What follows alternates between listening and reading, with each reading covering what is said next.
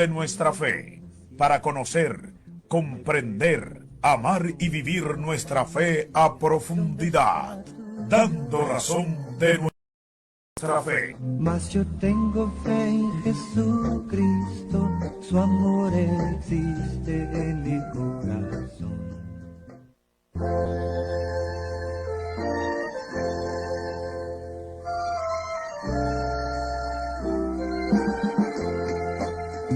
Mucha gente que me ve rezando por salir de cualquier iglesia. Muy buenos días, queridos hermanos que están con nosotros en este día jueves. Ya estamos acercándonos al tiempo fuerte de la Semana Santa y estamos en esta sección interesante en este año dedicado a la oración, pues aprovechando este tiempo de Cuaresma, que es un tiempo en el que la Iglesia nos invita a orar con más intensidad, con más frecuencia, a profundizar más la palabra de Dios y a dedicar más tiempo a esas prácticas penitenciales que nos ayudan, nos sensibilizan con esa vida espiritual que todos nosotros debemos cultivar cada día. Pues hoy vamos a continuar profundizando el tema de la oración que hemos venido de manera simple tratando dando algunas orientaciones, puntualizaciones sobre la oración tan esencial a nuestra vida cristiana para que nos sirva también como catequesis en este año que está precisamente dedicado a eso. Pues hoy quiero tocar algunas características de la oración y aspectos que de verdad nos pueden iluminar en este tiempo cuaresmal, porque precisamente quiero comenzar hoy con la oración. Uno de los tipos de oración es la oración de perdón, de arrepentimiento. Y ya escuchaban ustedes el lema que introdujo este programa, que este mes está dedicado a la reconciliación con Dios, con nuestros hermanos y con nosotros mismos. Y esa reconciliación es posible porque nos reconocemos nosotros pecadores, reconocemos nuestra realidad frente a ese Dios santo que nos convoca y nos invita a nosotros también a ser santos. Pues vamos a comenzar la primera característica de la oración que vamos a ver es la oración de arrepentimiento. Y partimos de un hecho que es fundamental para nosotros poder comprender lo que es la oración de perdón.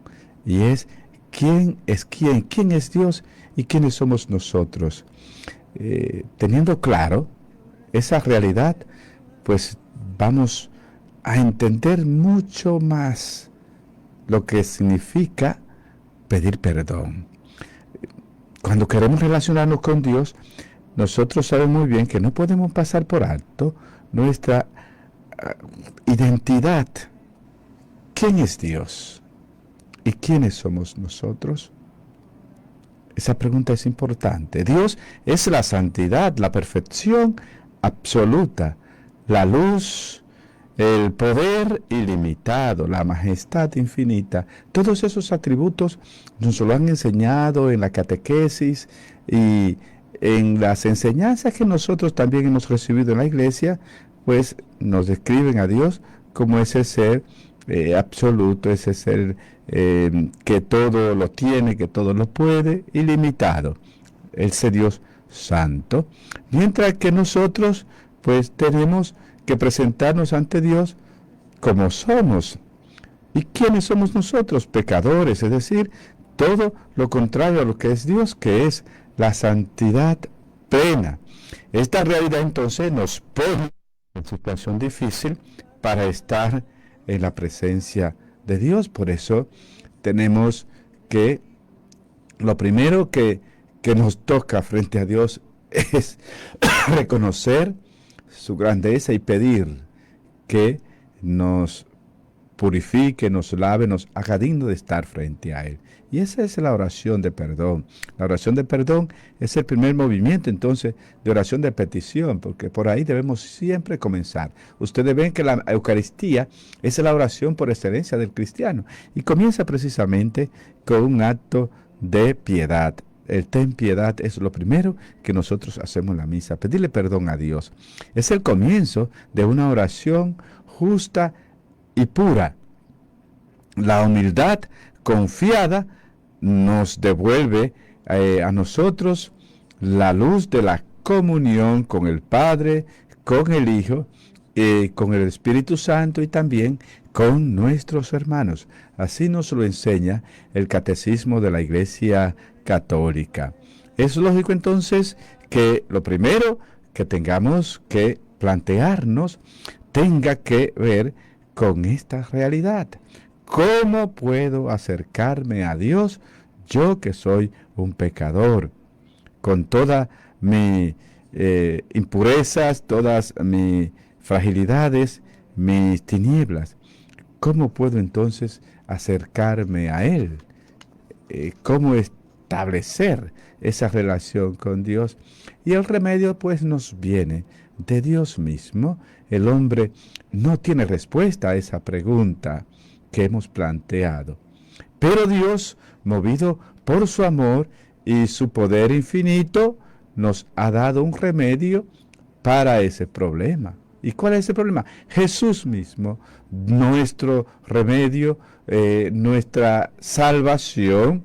Él ha llevado a cabo un plan de purificación y santificación para que pudiéramos estar en presencia del Padre. Jesús vino a redimirnos y la redención es a salvarnos, a librarnos del pecado, a pagar la deuda que tenemos frente a Él por nuestros pecados. Si decimos, por eso lo primero es el reconocimiento de que somos deudores frente a Dios, que no somos iguales. Él es la santidad y nosotros somos hombres y mujeres pecadores. Él es perfecto, nosotros somos imperfectos. Nosotros estamos manchados por el pecado, Él es la pureza plena. Entonces, por eso, como nos enseña el Evangelio de Juan, la primera actitud nuestra debe ser el reconocimiento de nuestras faltas, porque nos dice San Juan que si decimos no tenemos pecado, nos engañamos y la verdad no está en nosotros, estaríamos mintiendo. O como lo recuerda también el apóstol Pablo, todos pecaron y están privados de la gloria de Dios, dice Pablo en la carta a los Romanos. Es decir, estos textos aplicados también al tema del perdón, quiere decir que no podemos estar en presencia de Dios ni acercarnos a Él porque estamos impresentables. Por eso lo primero es decirle al Señor, lávame, purifícame, tú que eres la santidad, pues ven en mi ayuda. El remedio entonces es esto. Dice Pablo también que somos justificados por el don de la gracia, en virtud de la redención realizada por Cristo Jesús. Entonces, esa petición humilde a Dios para que por su gracia nos haga dignos de poder establecer esa relación con Él. Así nos lo enseña San Juan. Si reconocemos nuestros pecados, fiel y justo es Él para perdonar todos nuestros pecados. Por tanto, la solución de ese grave problema que todos nosotros padecemos es el perdón, la eliminación de nuestras miserias que produce, la miseria que produce el pecado en nosotros, genera en el hombre esa realidad que Dios puede entonces solventar por su gracia a través de su perdón. Dios llevó a cabo un plan general para que todos los hombres de todos los tiempos pudiéramos acercarnos a Él. Porque la sangre de su Hijo Jesús, derramada por muchos para el perdón de los pecados, nos purifica de todas nuestras faltas. Entonces, ahí está la solución para ese mal grave que es el pecado. Entonces, a raíz de esto podríamos preguntarnos, ¿qué es el perdón? Un tema importante en este tiempo de Cuaresma. Cada uno, pues, comete falta y se hace digno de castigo por esa falta que ha cometido. Puede ser castigado, perdonado, mediante una decisión que toma quien está en condiciones de hacerlo para pasar por alto o no tomar en cuenta esa falta del ofensor. Por ejemplo, cuando uno comete una falta, aquel que ha sido ofendido puede perdonarla o castigarla. Eso es lo propio. Tal vez la mejor definición entonces de perdón la tenemos en el modo como Jesús trató a los crucificados cuando se dirigió al Padre. Padre, perdónalo porque no saben lo que hacen. Entonces, el ofendido se adelanta a perdonar. Esa es la actitud de Dios, que no siempre esa actitud está en nosotros. Porque cuando nosotros recibimos ofensa, qué bueno fuera que actuáramos y tuviéramos esa actitud de Jesús, de entender que el otro no sabe lo que está haciendo. Entonces, para que pueda tener lugar el perdón, hace falta la intervención de tres elementos que son imprescindibles: el que ofende, el ofendido y la materia o contenido de la ofensa. Entonces son esos tres elementos. Es decir, ¿a quién ofendo? ¿Quién ofende? ¿Y por qué? ¿Cuál es la razón de esa ofensa? Que es la materia.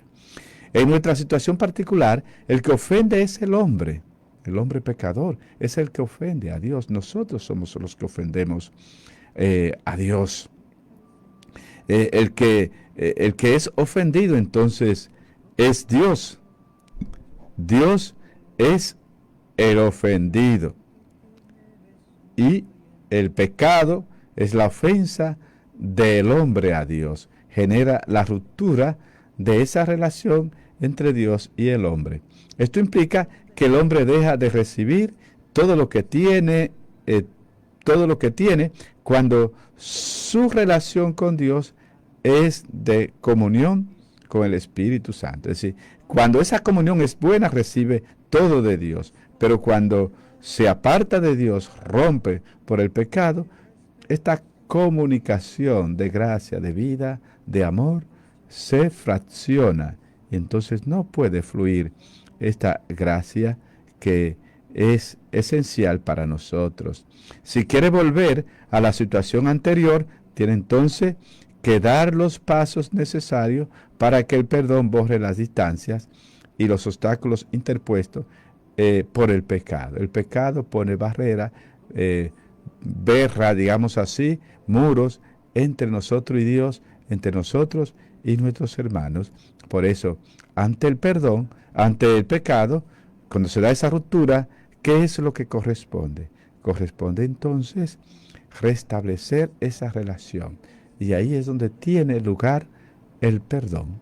Entonces, ¿qué hacemos cuando hemos roto esa ruptura con Dios?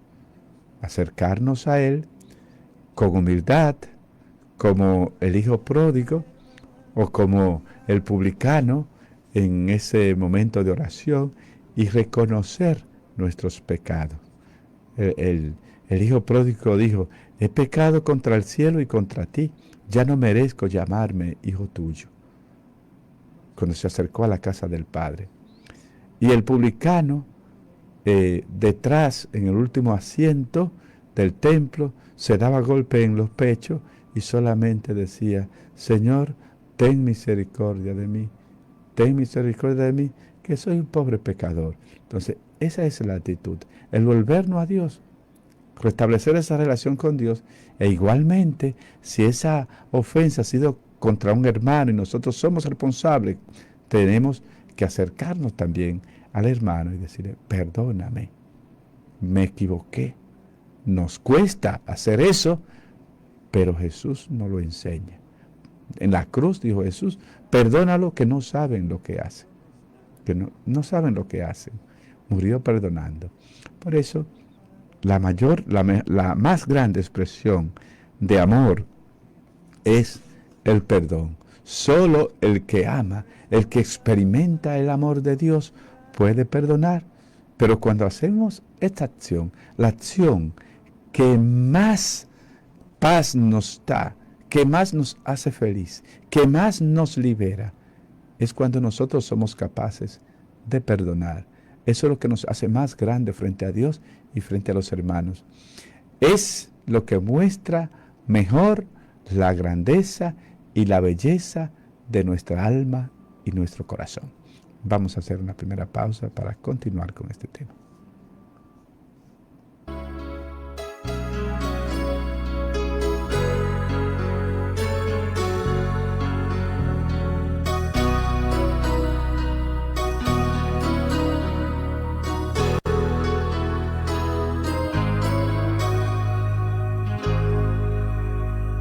Siento dolor por haberte fallado, siento dolor por caer en pecado. Ayúdame a amar la verdad y a borrar el engaño. Yo no soy digno de andar en tu senda, ni de arrojar la primera piedra. Haz que sea fuerte tu luz y en mí no haya tinieblas. He pecado contra el cielo y contra ti, y sin ti yo sé que no podría vivir. Hoy estoy arrepentido de verdad. Hoy tu amor, tu paz en mí, yo quiero atesorar. Perdóname, perdóname, perdóname. Seguimos meditando, reflexionando en este tiempo cuaresmal, ya víspera a la Semana Mayor, sobre la oración de perdón, tan necesaria en nuestras vidas, que tenemos que hacer siempre. Ya hemos hecho una introducción de lo que significa, pues, para nosotros pedir perdón. Ese Dios grande, misericordioso, que está ahí con los brazos abiertos, y nosotros criaturas necesitadas de Él. Entonces, ¿cuáles son esos pecados que con más frecuencia entran en nuestras vidas? Comenzamos por la idolatría. Es decir, las Sagradas Escrituras insisten mucho en este pecado, porque el pueblo de Israel siempre vivió amenazado por la tentación de adorar a otros dioses, ídolos, viendo a los pueblos vecinos que eran todos politeístas. El pueblo de Israel pues tuvo siempre esa tentación. Entonces los profetas van siempre a recordar este pecado, y será una lucha permanente del pueblo de Israel, pero lo sigue siendo para nosotros, porque el hombre está hecho de la misma materia. Entonces es importante que meditemos sobre eso, que la idolatría es un pecado grande y está ahí. Sí, es importante que lo tengamos muy presente.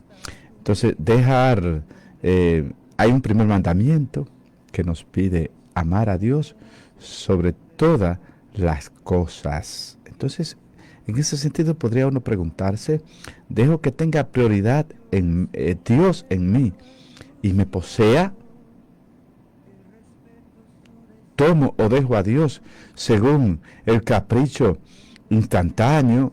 Si me avergüenzo de anunciar a Cristo, tengo poco deseo de cultivar los dones espirituales que Él ha puesto en mí, la vida espiritual. Sí, ese primer mandamiento de amar a Dios sobre todas las cosas implica también amar las cosas de Dios. Las cosas de Dios. Nosotros somos cristianos. Hemos sido bautizados. Por tanto, los temas de Dios no nos deben avergonzar. Por eso decimos acá, el avergonzarse de Dios. Ponerlo a Él como prioridad y no avergonzarnos de anunciar a Cristo. Porque llevamos su esencia. Entonces, cuando uno se identifica con lo que es y uno cultiva los dones espirituales que Dios ha puesto en nosotros, estamos también luchando para vivir ese primer mandamiento. Dios sobre todas las cosas, pero también las cosas de Dios. Para nosotros los católicos, ¿cuáles son las cosas de Dios? La vida de oración, la palabra revelada donde Dios nos habla, la participación en nuestra iglesia, la Eucaristía, las actividades que la iglesia nos propone para que cultivemos nuestra fe. Esas son las cosas de Dios, vivir los mandamientos, participar de los sacramentos, de las prácticas de devoción que ayuda al pueblo de Dios a mantenerse en su camino. Amar a Dios y amar las cosas que tienen que ver con Él. Entonces eso nos salva, nos protege de caer en idolatría. Otro pecado es la injusticia, la cerrazón a los demás, el egoísmo de quien no sirve, de quien no colabora con los otros. La frase famosa de Monseñor Gullón, el que no sirve para servir, no sirve para vivir. Y él se esmera mucho en decir esto, el que no sirve, no sirve. Un juego de palabras ahí medio especial, pero es eso, el egoísmo de encerrarse en sí mismo y olvidarse de los demás, olvidarse que también tenemos que cuidar, proteger y colaborar con los otros. No vivir nada más para sí mismo, servir a los demás. La obsesión por mí y por lo mío, olvidándome del pobre que me rodea. De ese modo estamos nosotros siendo injustos, porque tenemos que cuidar de nuestro hermano. El subjetivismo en mis juicios, las incoherencias entre lo que predico y lo que vivo, mi poca conciencia social y mi despreocupación por el sufrimiento de los demás, eso tiene que ver con injusticia. Porque ser justo es también contribuir con los otros, sentirme hermano, sentirme también defensor, protector de las causas de mis hermanos. Las infidelidades, mi infidelidad, la frivolidad de responder a quien me ama, la soberbia de quien cierra los ojos por temor a ser iluminado, que a veces estamos en una vida de frialdad espiritual, de indiferencia, y no hacemos nada para cambiar esa actitud. Los miedos y reservas de cara a la entrega a los demás. A veces somos muy tímidos para salir al encuentro de los demás cuando se trata de sacrificarnos en nuestra propia vida. La tendencia también a huir de los problemas familiares para refugiarse en diversiones, a veces en bebidas y malas prácticas. En vez de ser parte de la solución, lo que hacemos es que nos enajenamos, nos alejamos. Todo eso entonces tiene que ver con la fidelidad que nosotros tenemos que vivir frente a Dios y frente a los demás. También las pasiones vergonzosas e inconfesables que se hacen presentes en el ser humano. Todas esas son de las cosas por las que nosotros tenemos que pedir perdón a Dios, porque rompen esa bonita relación con Él, oscurecen mi vida y obstaculizan la luz, la gracia de Dios que venga a mí. El rencor sordo por heridas viejas. Eso también es muy fuerte, queridos hermanos. Más adelante voy a hablar de la oración de sanación. A veces no cedemos ante heridas que están ahí y alimentamos entonces rencores, cargamos con ese peso que nos desfigura, nos hace mucho daño, oscurece nuestra vida. Y es un obstáculo para que la gracia de Dios fluya en nosotros. La lujuria que invade todo tipo de relaciones, aún las más santas, y desvía la sexualidad de su orientación hacia el amor. El mal carácter que lleva a la cólera, a las palabras crueles, injustas, a las ofensas. Todo eso es materia de pecado para nosotros decirle al Señor, perdóname. El miedo a mi pecado, miedo a que siga creciendo en mí y llegue a descontrolar totalmente. Eso es lo que nosotros debemos sentir miedo y alejarnos de él para poder vivir en la gracia de Dios, restablecer esa relación con él. Sentir experimentalmente que Dios nos ama. Entonces ahí hemos presentado las materias de pecado en las que nosotros más caemos. Pero Dios está con nosotros. Jesús ha venido para dice el Evangelio que Jesús no ha venido para los sanos, sino para los enfermos, no para los justos, sino para los pecadores. Nuestra condición de pecadores es precisamente la que nos hace acreedores de una especial ternura de Dios. Pero tiene que darse entonces esta primera actitud.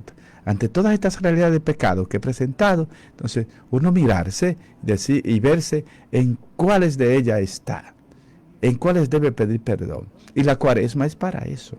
Este es un tiempo especial para entonces uno renovarse, despojarse del hombre viejo y ponerse la vestidura nueva, sabiendo que Jesús no nos trata como merecen nuestros pecados, que ha venido a salvar. Ha venido a salvarnos.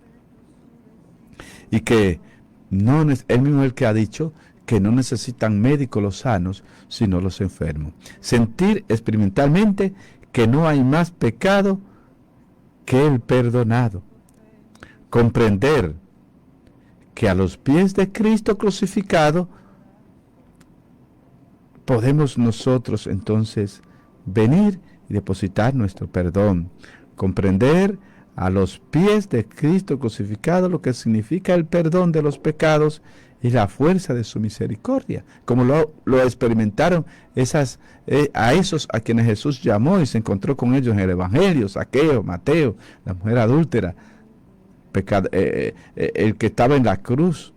Experimentaron profundamente la gracia del perdón de Dios. Sí, dice la palabra, si llegara a conocer tu pecado, te desesperarías. Entonces, ¿debo desesperarme? No, porque Dios es amor infinito. Los cristianos no decimos en el credo, no decimos creo en el pecado, sino creo en el perdón de los pecados. Eso lo decimos en el credo. Entonces, si creemos eso, creemos que Dios perdona nuestros pecados. Para que se dé eso, entonces, primer paso es reconocerlo y pedir perdón. La oración de perdón al Señor. Esa oración nos acompaña en este tiempo de Cuaresma. Por eso desde el inicio, desde el miércoles de ceniza, los textos bíblicos nos van ayudando a que nosotros reconozcamos, revisemos nuestras vidas y lleguemos hasta este punto, a los pies de Jesús, como el pecador arrepentido, y decirle: Señor, perdóname. Perdóname, como David, como Zaqueo, como Mateo, perdóname. Es decir, con humildad, dado que Él es amor y misericordia. Vamos a escuchar una nueva canción.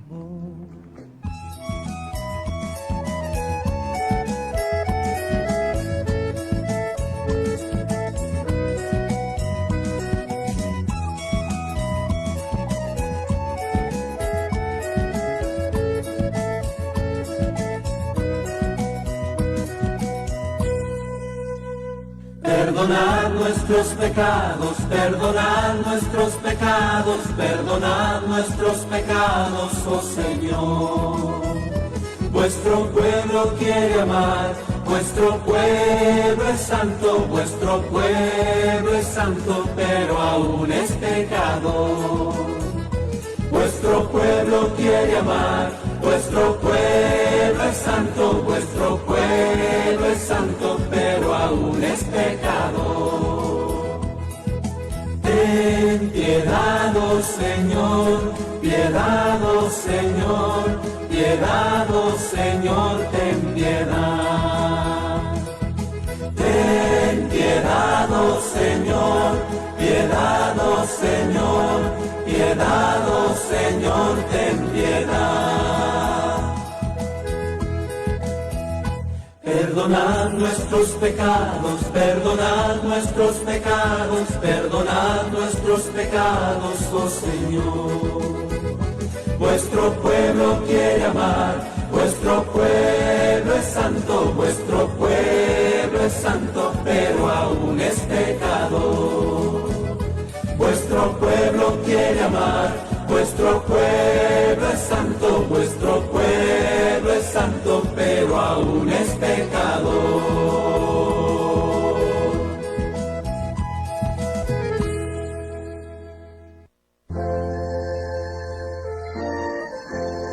Ante nuestra realidad de hombres y mujeres pecadores y frente a ese Dios que nos trata siempre con misericordia, nos toca entonces entrar en esa dinámica.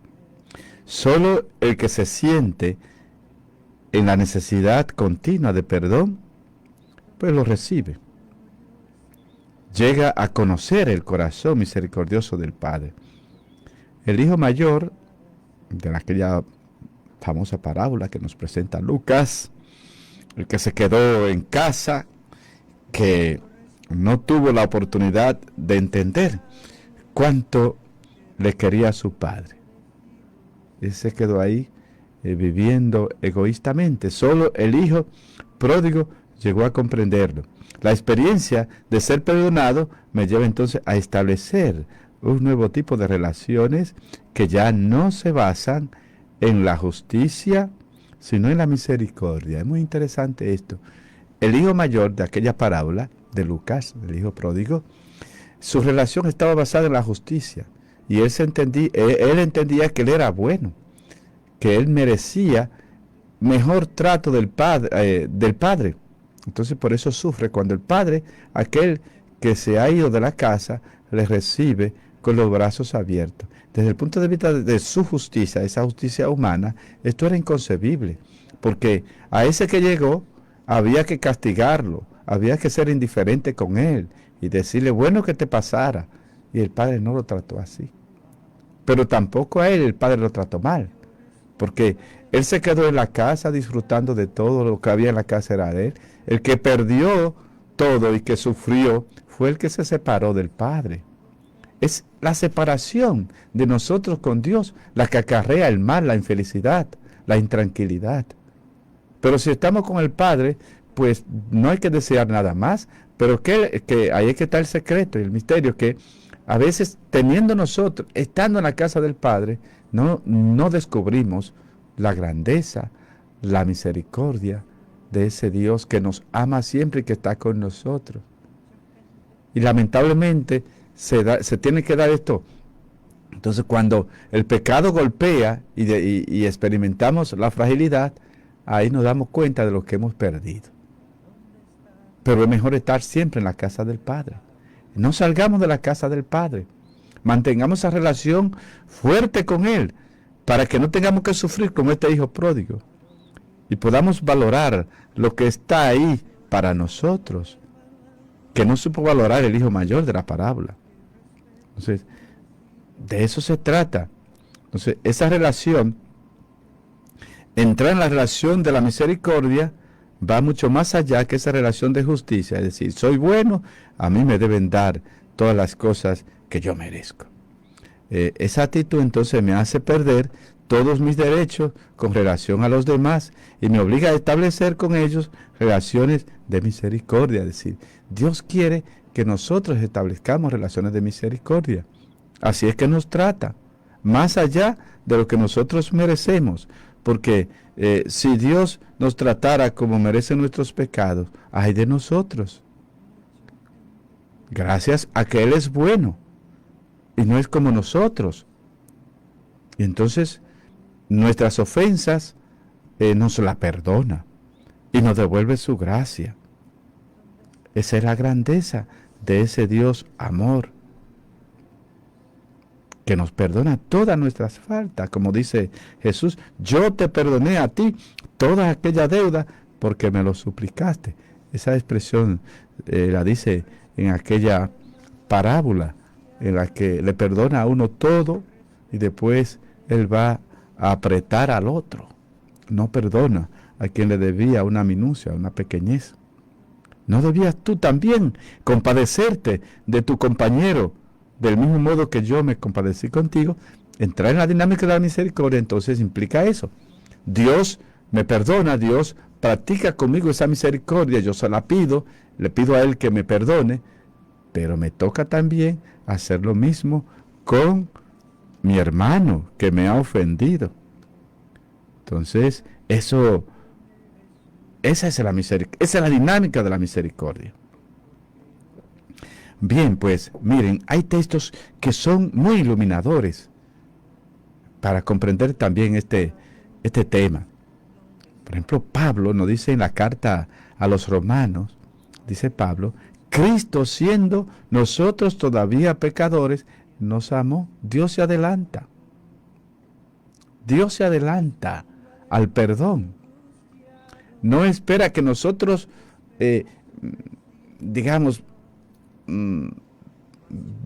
perdona. Dios siempre perdona. Y Dios sale en encuentro de nosotros. Esa es la grandeza de nuestro Dios. ¿Por qué Mateo se convirtió tan maravillosamente así, de una manera tan milagrosa? Porque todo el mundo le odiaba, todo el mundo le señalaba, todo el mundo lo acusaba y lo condenaba. Y hablaba barbaridades de él. Pero pasa Jesús que lo ve en pleno oficio, en aquello que repudiaban los judíos, cobrando impuestos injustos. Y Jesús lo mira con amor y de misericordia, no lo condena, se acerca a él. Y esa actitud de Jesús es lo que mueve a Mateo a seguirlo. Porque no había sido mirado, no había sido tratado, no había sido considerado y valorado por ninguna otra persona. Y viene entonces el maestro de Galilea, que le mira con amor, con ternura, con misericordia, y le dice, sígueme. Y Mateo lo siguió. O en el caso de Zaqueo. Zaqueo se convirtió después que Jesús lo trató, que Jesús se le acercó, que Jesús lo saludó y se fue a su casa. Y al ver esa actitud misericordiosa del maestro de Galilea, que no fue de una vez a estrujarle sus pecados y a decirle, bueno, ¿qué te pase? Mírate ahí. Sino que compartió con él, entonces Mateo se desborda y el perdón llega a su corazón y él mismo pues se convierte porque es inspirado y motivado por ese amor de Dios que le está acogiendo, que le está abrazando. Entonces Cristo, siendo nosotros todavía pecadores, nos amó a Mateo, amó a Zaqueo, me ama a mí, le ama a cada uno de ustedes, que lo somos igual, somos pecadores también. Entonces esa es la motivación más grande que tenemos para pedir al Señor el perdón de nuestros pecados. El abrazo del padre al hijo que vuelve a casa se repite cada vez que nosotros nos damos cuenta de aquellas cosas en las que hemos fallado. Cuando caemos en cuenta que hemos fallado, entonces se repite ese abrazo misericordioso para pedir perdón. Entonces recibo esa túnica blanca, ese anillo y esa sandalia que el padre de la parábola dio a ese hijo descarriado cuando vuelve a su casa. Cuando nosotros hacemos examen de conciencia, nos confesamos, y este tiempo de Cuaresma es para eso, revivimos, reactualizamos ese pasaje hermoso, esa llegada del hijo a la casa del padre, que le pone túnica nueva, le pone el anillo, le pone la sandalia, es decir, lo convierte nuevamente en heredero.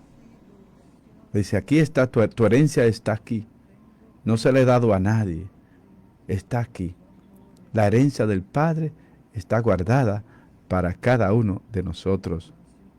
Por eso, ese Dios de misericordia nos motiva a nosotros a acudir siempre a Él con esa actitud de perdón. Cristo vino al mundo para salvar a los pecadores, de los cuales yo soy el primero. Experiencia de Pablo. Pablo así lo expresa. Miren Pablo, y esa frase que he dicho no es mía, es de Pablo. Cristo vino al mundo para salvar a los pecadores, de los cuales yo soy el primero, dice Pablo en la carta a Timoteo. Una experiencia personal. Pablo experimentó esa gracia de Dios porque él era fariseo, cumplidor de la ley, y estaba muy presto a vivir de esa justicia, a juzgar. Por eso perseguía a los cristianos, porque entendía que estaban equivocados. Entonces, Dios está ahí para perdonar. Miren lo bonito que dice Él, nos dice Jesús en Mateo. Ánimo, hijo, tus pecados son perdonados. Se lo dice a ese paralítico que está ahí.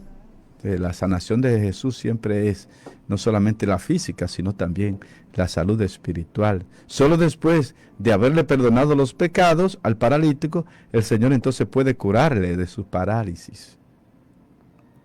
Levántate, ánimo, tus pecados están perdonados. Esa frase también nos la dice a nosotros. La sanación del Señor empieza siempre desde dentro, desde lo más profundo, y luego se desborda hacia afuera la salud corporal. Por eso el Señor comienza con lo más importante. Tus pecados son perdonados. Entonces, nosotros a veces pedimos por las enfermedades que sentimos, me duele, tengo tal enfermedad, pero lo primero es, Señor, perdóname. Perdóname mis pecados, sáname espiritualmente, igual te presento mi enfermedad física para que tú también la sanes. Pero comienza tú por lo más importante. Eso es. Entonces, del perdón de Dios también viene la respuesta generosa de nosotros, que es el amor. Al que mucho se le perdona, mucho ama. Así lo dice Jesús. Al que mucho se le perdona, mucho ama. Le lo dice en el capítulo 7 de Lucas, a aquella mujer que perfuma sus pies. El fariseo que se creía justo no respondió con amor a Jesús. Se sentía un fariseo perfecto, sino con mezquindad, negándole los gestos más sagrados de hospitalidad. Y solo la mujer venció su respeto humano para expresar su gratitud, su amor a Jesús, de quien experimentaba el perdón. A quien mucho se le perdona, mucho ama. Bien, pues este es un tiempo, queridos hermanos, para nosotros experimentar ese amor grande de Dios, ese abrazo misericordioso. Estamos ya en la parte final de este tiempo cuaresmal. La iglesia nos invita a vivirlo con intensidad. Mañana es viernes, viernes Dolores, entonces último viernes, antes de ese gran viernes, Viernes Santo. Mañana se concluye la Via Crucis en las zonas, la zona de la Cuenca y aquí en Barahona. Mañana está el Via Crucis, ese Via Crucis que ya es tradición, que va a comenzar en la parroquia de San Vicente, la parroquia San Vicente, Pueblo Nuevo, y va a la parroquia Buen Pastor. Así que todos invitados también, la gente de acá de Barahona, a participar de ese Via Crucis. Igualmente la zona de la Cuenca, no tengo exactamente el lugar, pero ya yo sé que los padres, y ustedes saben lo que son de esa zona, saben a dónde tienen que dirigirse para partir y hacer entonces ese acto de bonito para también aprovechable ese caminar para reconocer nosotros nuestros pecados, y que sirva esto también como preparación, disposición interior, como penitencia para vivir esta semana que se acerca, que comenzaremos ya el domingo, es el Domingo de Ramos. Así que sigamos viviendo este tiempo cuaresmal, tiempo de gracia, abriendo nuestro corazón a Dios, que nos perdona siempre de todos nuestros pecados y que ha venido precisamente para eso, para redimirnos. Que Dios se le bendiga.